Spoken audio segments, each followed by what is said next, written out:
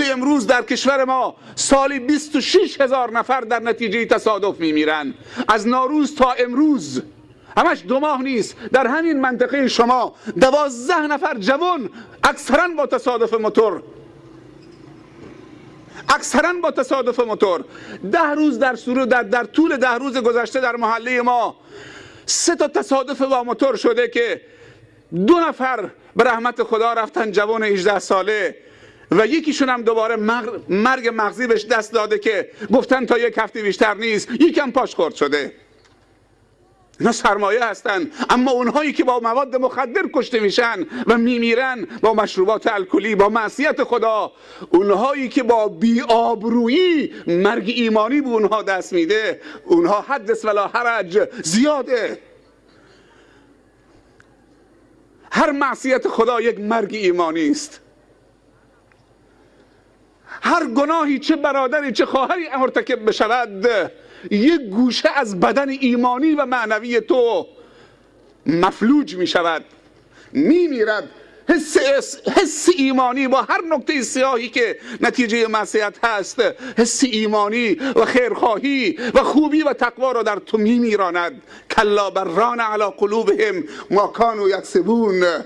به سبب کسب دستشون دلهاشون رو تاریک کردن و دلهاشون رو میراندن. معصیت خدا دل را میراند.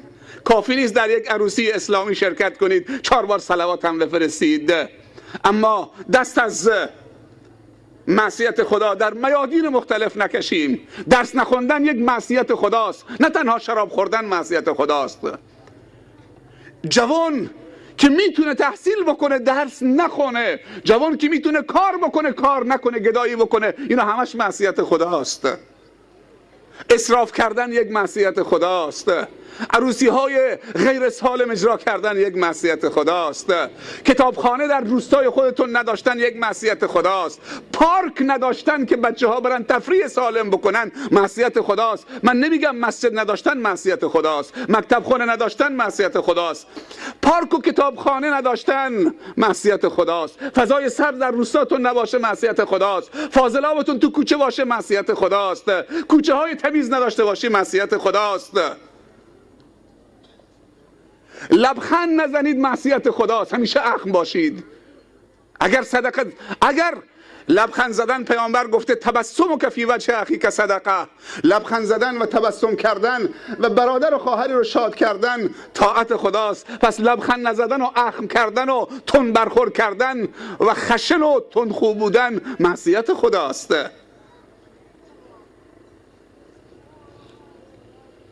باید یک فکری بکنیم. چقدر سرمایه ما داریم؟ دنیای سرمایه است، ولی این سرمایه ها روز به روز از دست ما میره، کسی متوجهش نمیشه. وقتی مبلغی مال ضرر میکنیم فکر میکنیم سرمایه از دست ما میره، اما وقتی یک جوانی که از خدا خواستیم تا جوان بده حالا داده معتاد میشه، فکر نمی کنیم سرمایه از دست میدهیم. پسر فلانی معتاد، پدرش هم معتاد بود، بس به همین راحتی. پسر فلانیه، پدرش هم معتاد بود. در صورتی که پیامبر صلی الله علیه وسلم جوان یهودی مریض شده بود، میرفت به عیادتش، اصرار میکرد ای جوان بگو لا اله الا الله آخر عمری. پدرش هم ایستاده بود، نگاه میکرد تو چهره رسول الله صلی الله علیه و نگاه میکرد تو چهره پدرش. از بس که اصرار کرد اون جوان گفت، دیگه پدرش به رحم آمد، گفت ات ابوالقاسم، اون چیزی که ابوالقاسم میخواد بهش بده. گفت اشهد ان لا اله الا الله و اشهد انک رسول الله صلی الله علیه و سلم. شهاده داد، جان و تسلیم جان آفرین کرد. پیامبر با خوشحالی پرید توی کوچه و همینجور که از لبخند شدید و شادی شدید سپیدی دندان مبارکش آشکار شده بود و میخندید و خوشحال بود، میگفت الحمدلله الذی انقذه بی من النار، الحمدلله که با اصرار من و دعای من و تلاش من خداوند منو عامل خیری قرار داد که این جوان یهودی به جهنم نرود و اون رو از آتش جهنم نجات داد. امروز ما جشن میگیریم که بچه هامون شراب میخورن، بزرگا و ریشسفیدا هم دست به کمر زدن ایستادن، شاهد رقصیدن بچه هاشون هستن که با شراب چطوری میرقصن. شراب بهشون شیطان داده. بزرگان قوم که عروسی غیر اسلامی و سالم رو برگزار میکنن، همه ایستادن، صف کشیدن، لوتی هم میزنه، جوان هم شراب خوردن، مکدبرا هم در آوردن، کابلا هم در آوردن، همه دارن میرقصن. اینا هم خیلی خوشحالن، همه تماشا دارن میکنن که چطوری شیطان این انسانها رو سبک کرده و مثل کوه بودن با ایمانشون، مثل کاهشون کرده و شکارشون کرده. بعد میگیم جامعه ما اصلاح نمیشود. خطاب من به شما تنها نیست، این مشکل کل جامعه است. دیشب من در اون گوشی استان بودم، روستایی به اسم کنارزرد، 1.5 ساعت از لمزون خاکی داشت. تعجب میکردم، جوانایی میدیدم که دم خطاشون عجیب بود، جوانایی میدیدم که نمیدونم لباساشون عجیب بود. میگفتن ماهواره اینجا خیلی فعاله. چرا درس نمیخونن بچه ها؟ چرا ابزاری که میتونه در خدمت بشریت باشه بر علیه بشریت استفاده میکنن؟ این دوربین ها برای چیه؟ برای که این سخنرانی و این مسائلی که از خدا و رسول خدا گفته میشود ضبط بشه و تکثیر بشه و در اختیار کسانی که حضور نداشتن قرار داده بشه، با تأنی دقت بکنن و گوش بدن و متحول بشن و از همین CD ها ایمانشون افزایش بدن. ولی امروزه با موبایل مسیج های نادرست، عکس های لختی میفرستن برای همدیگر. تو مسیجشون چه عکس هایی که نیست برای همدیگر میفرستن، در صورتی که همین موبایل زنگ میزنن، از دبی زنگ میزنن، از اون گوشه ایران زنگ میزنن. تولد پیامبر اکرم، پیامبر عظیم و شأن اسلام بر شما و خانواده محترم شما مبارک باشد. امیدوارم که خداوند پیروی از سنت خدا و رسول خدا را با این تولد نصیب شما و خانواده شما بگرداند. روزی عید قرآن میشه، قربان میشود، طرف تو دبی نشسته مسیج میفرسته، عید سعید قربان بر شما و خانواده محترم شما تبریک عرض میکنم. امیدوارم که هر روز شما با طاعت خدا عید باشد.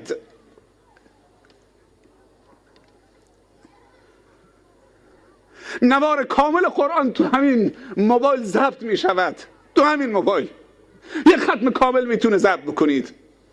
روز به روز پیشرفته می شود. میموری هایی داره میاد که خدا میدونه چقدر فیلم و عکس جا میگیرد. همین مسیج به هم تبریک بگید.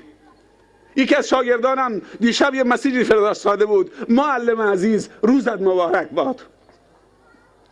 تو ماشین داری تو جاده میری مسیج میاد نوشته معلم عزیز روزت مبارک باد. آدم با یه موبایل شارژ میشه، نشاط بهش دست پیدا میکنه. اما جوانهای ما موبایل دستشونه، یه خط 700,000 تومان، 800,000 تومان، 300,000 تومان گوشی خریدن که فقط عکس لختی رد و بدل بکنه. یعنی این موبایل برای نابود کردن اخلاقه.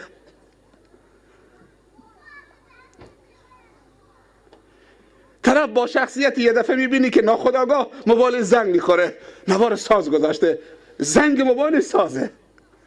حالا نگاهش میکنی از کجاست؟ کوت و شلوار و کراواتی، زنگ موبایل سازه. همه نگاه میکنن تو هواپیما، تو نمیدونم تو فلان، تو ماشین، تو ایستگاه فلان، تو فرودگاه. این بعضی موقع دیگه فراموش میکنه سر نماز هم بازه. باور بکنی که تو نماز جمعه یک دفعه موبایل زنگ خورده که داره جاز میزنه تو صف نماز. این چه کاریه؟ 1,000,000 تومان دادید، ولی ما عادت میکنیم که وقتی درد و مشکلات ما را میگن میخندیم، فکر میکنیم جوک داره میگن. اینا همش درده. ما را آلت دست کردن، میچرخونن به هر طرفی که دوست دارن. هم پول ما میخورن، هم با این امکانات ما جامعه ما رو فاسد میکنن. فساد دستمون دادن. یه الله دکمه بزن، نیاز نیست ماهواره داشته باشید، دکمه بزن همینجا، هر چی میخواید توش میفرستید.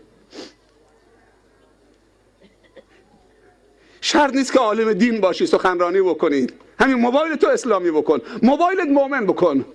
امروز شیطان خیلی حرفه‌ایه، مثل شیطان 300 سال پیش نیست که زمان اولاغ بوده. امروز شیطان موبایل دستشه. امروز شیطان ماهواره در اختیارشه. امروز شیطان انگلیسی داره صحبت میکنه. امروز شیطان هنرهای نازیبا رو زیبا جلوه میدهد. خیلی مدرنه. امروز شیطان اینترنت و ماهواره و موبایل و کامپیوتر و امکانات زمانش و امکانات عصر دستشه. شیطان امروز حرفه‌ای است. مؤمنین هم باید حرفه‌ای باشن.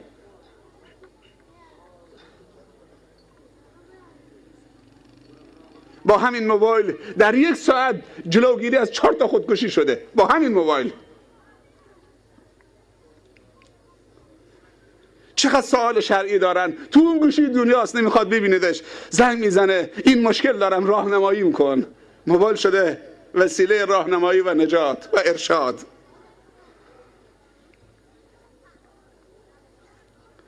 همه مینالن که آبجو و مشروبات الکلی تو کل مناطق به کثرت داره توزیع میشه، مثل آب خوردن. چند سال پیش یادتون بیارید من میشناختم از اینجا کارگرانی می آمدن سورو کار عملیگی میکردن، بنایی و گل میکردن. تو این باغها گرفتار بودن. امروز خدا در باز کرده. چند روز پیش یک نفر به من گفت که یک جوان 16 ساله در 16 سالگی صاحب 900 میلیون تومان پول بوده. پول خودش، نه پول باباش. 16 سالش 900 میلیون تومان پول. کار سیگار میکرده. 900 میلیون تومان پول، 16 سال سن. کاش که کار سیگار میکرد. بعد از اینکه به 900 میلیون تومان پول رسید، یه دوستیش از همون دوستان نابابش در گوشش گفت تو خودتو خسته کردید، 900 میلیون تومان پوله، سیگار ول کن، نون توش نیست. 16 سالش 900 میلیون تومان. دیگه کارتون سیگار نبر تا سر نمیدونم پشت تنگه فلان و فلانجا تحویل بدید 100,000 تومان بهت بدن. کافیه که یک سرویس مورفین ببرید تا شیراز یا تهران، کافیه 2 میلیارد تومان. این سرویس دیگه چه؟ مورفین ببر، یک سرویسش 2 میلیارد تومانه. جوان 16 سالش 900 میلیون تومان. نمیگم 9 میلیون تومان ها.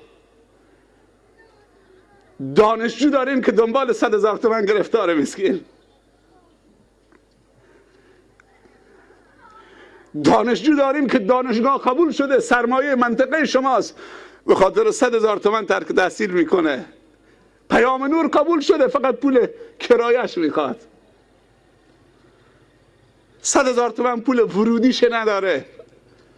جوان 16 سالش 900 میلیون تومان داره. یه دوست ناباب شهرستانی بهش میگه دیگه سیگار بسه، سیگار دیر آدم پولدار میشه، یه سرویس مورفین ببر، 2 میلیارد سودشه. 900 میلیون رفت، خودش هم 10 سال رفت زنده، گرفتار شد. سرمایه که ایمان ما رو غارت بکنه به درد چی میخوره؟ آدم تعجب میکنه. منطقه ای که تا دیروز کار نبوده، مردم کار گل میکردن، عملیگی دستشون تکه تکه شده بود، شکر خدا میکردن.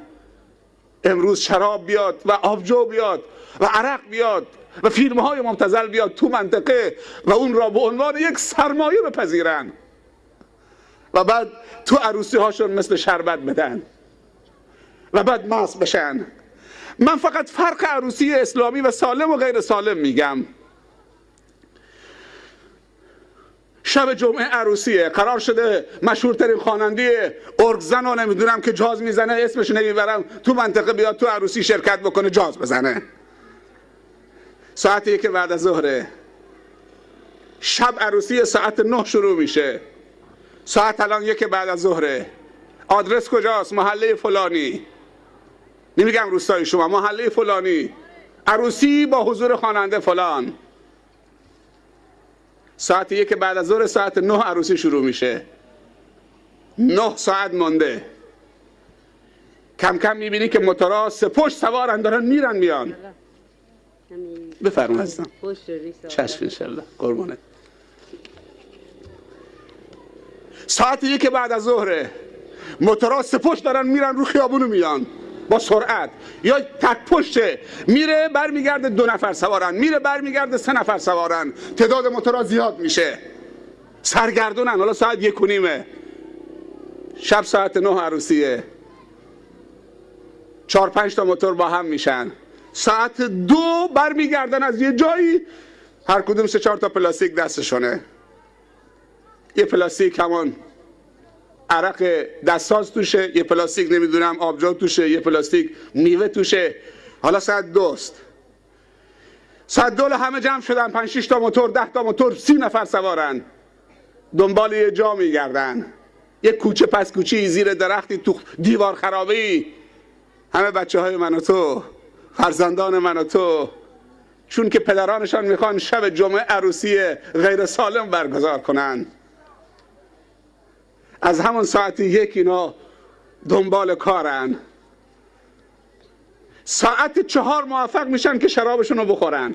ساعت 4 بعد از ظهر، ساعت 1 3 ساعت طول کشیده، ساعت 4 میخورن، 2 ساعت طول میکشه تا نعشه بشن، ساعت 6 نعشه میشن، ساعت 7 میان تو خیابونا.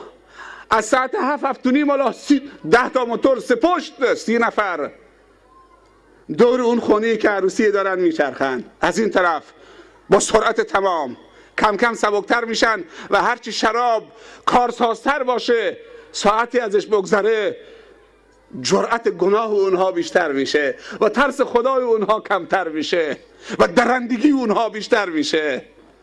ساعت 9 ساعت 0 دوباره میرن جمع میشن یک جایی. این قمیصشون معذرت میخوام یکم بالا میکشن، یک کابل اینجا گره میدن، هر کدوم هم یک موکدبر تو جیبشون، میخواد نماز جمعه بره یا نماز عید بره.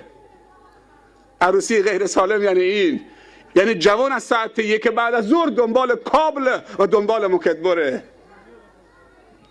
ساعت 9 با دهانی مست و پلید و ایمانی از دلش بیرون رفته، پیامبر صلی الله علیه وسلم میفرمایند اگر یک مسلمانی که اهل قبله باشه یک قطره شراب تو حلقومش بریزد یا از پول فروش شراب بیاد تو زندگیش تبدیل به برنج و خورش و گوشت باشد و خودش و فرزندانش بخورد، ایمان از تو دلش در می آید، مثل قمیصی که از سرت در میاری بالای سرش میماند اینطوری. و اون قدر از خدا فاصله میگیرد با یک قطره شراب که تا 40 نماز جرأت ندارد که نزدیک نماز بشود.